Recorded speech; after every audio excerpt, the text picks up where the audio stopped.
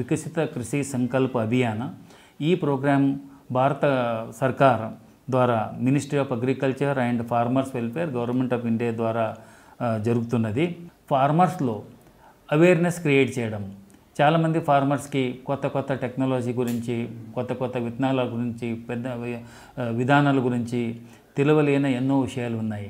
ఈ ఒక ప్రోగ్రాంలో scientist, subject matter specialist, agriculture officers, state government agriculture officers directly farmers ఫీల్డ్కి వెళ్తాం అన్నమాట. ఫార్మర్స్ ఫీల్డ్లో ఫార్మర్స్ దగ్గరికే శాస్త్రవేత్తలు వెళ్ళిపోయి సస్టైనబుల్ టెక్నాలజీ గురించి వివరించడం జరుగుతుంది. ఈ ప్రోగ్రాం ముఖ్య ఉద్దేశం ఏంటంటే use of soil health card. అంటే సాయిల్ హెల్త్ కార్డ్ ఎలా యూజ్ చేయాలి, సాయిల్ హెల్త్ కార్డ్ ఇంపార్టెన్స్ ఏమి, ఎందుకంటే సాయిల్ కాన్స్టిట్యూయెంట్స్ గురించి ఏమీ తెలియకుండా డైరెక్ట్లీ ఫార్మర్స్ ఫర్టిలైజర్స్ వేస్తున్నారు. ఇది అవాయిడ్ చేయడానికి, అంటే యాక్చువల్లీ సాయిల్ హెల్త్లో ఏముంది, సాయిల్ హెల్త్ దాంట్లో ఏం తక్కువ ఉన్నాయి, ఏం ఎక్కువ ఉన్నాయని ముందు దాని గురించి ఒక ఎనలైసిస్ చేసి యాక్చువల్లీ ఏం కావాలి ఆ ఫర్టిలైజర్స్ మాత్రం ఇవ్వాలి. ఇంకా ఒక ముఖ్య ఉద్దేశం, చాలా గవర్నమెంట్ స్కీమ్స్, పాలసీస్ ఫార్మర్స్కి తెలియలేదు. సో ఈ పాలసీస్ గురించి వివరంగా చెప్పడము ఈ ప్రోగ్రాం ఒక ఉద్దేశము.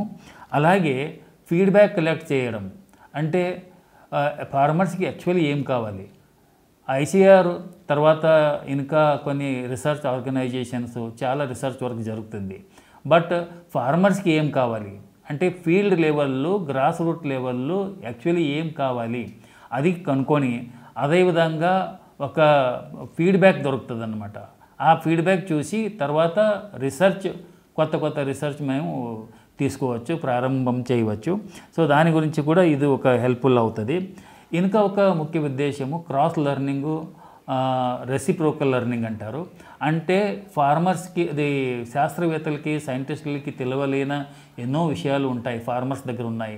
ఫార్మర్స్ వాళ్ళకి ఒక ఓన్ మెథడ్ ఉన్నాయి, కొందరు ఫార్మర్స్ వాళ్ళ ఓన్ టెక్నాలజీ యూజ్ చేస్తున్నారు. ఇవన్నీ ఎక్కడా డాక్యుమెంట్ చేయలేదు.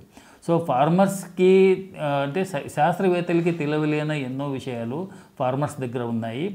వాళ్ళని మేము అర్థం చేసుకొని ఒక డాక్యుమెంటేషన్ చేయాలన్నది కూడా ఒక ముఖ్య ఉద్దేశం. ఇవన్నీ కాకుండా న్యాచురల్ ఫార్మింగ్ ప్రమోట్ చేయడము, ఐసీటీ టెక్నాలజీ, తర్వాత డ్రోన్ టెక్నాలజీ, నానో ఫర్టిలైజర్స్, ఇవన్నీ ఎలాగ వాడాలి, ఎలాగ యూజ్ చేయాలి అన్నది కూడా ఫార్మర్స్కి చెప్పడం జరుగుతుంది.